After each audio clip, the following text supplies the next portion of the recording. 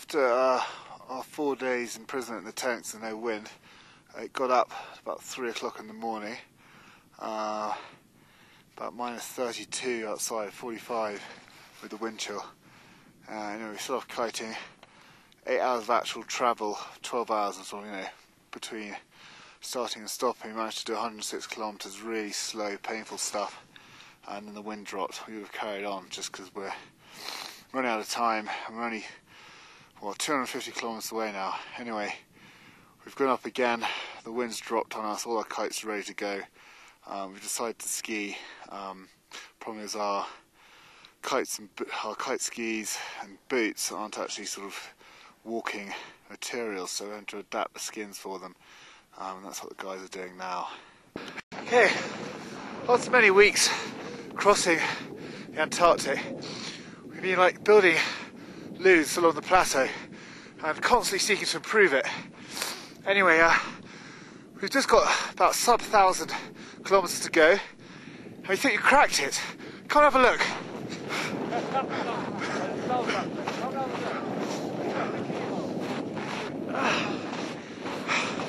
It's tiring work at this altitude building these things, but it's worth it because the wind is absolute murder when you go for a crap.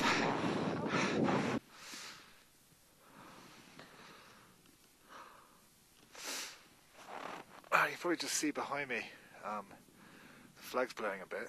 That's the most wind we've had, or at least the wind in the right direction anyway, for about the last 2.5 days, so that's quite consistent. Hopefully it'll get up a bit. It is downwind, so it's slightly stronger than normal, about 15 kilometres an hour. But we put on our long lines on our 10.5 and 11.5 kites, and we might make some movement. Probably feel quite out of breath, that's just from walking around here. About 3,350 metres. You put on 20% on that because at the poles the atmosphere is a lot thinner.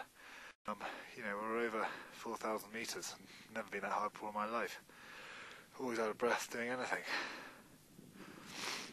Anyway, a bit of luck, we'll get kiting later.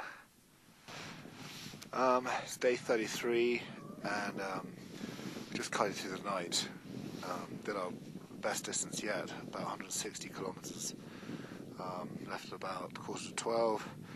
Got on about 11 o'clock. Most amazing evening, going into the sun, ground storms, soft snow, sort of downwind for about the first 80 odd kilometres, 90 kilometres, and the wind changed marginally, started to tack, and we were just whipping along about 25-30 kilometres an hour. The thing is, people starting to get tired, a couple of wipeouts, which is a slight shame, because if we hadn't carried on, I reckon another 4 or 5 hours we would have had a crack at all Alan Hubert's 270 kilometres, which is a record for the Antarctic, but maybe another day. But still all very chuffed. We're now quite ahead of schedule, about 153 kilometres ahead of what we set out to do. So we've got 18 days. Weird, thinking yesterday we had 860 kilometres to go, now we've got 700, it's brilliant. I'm just chomping up the distance. Really nice.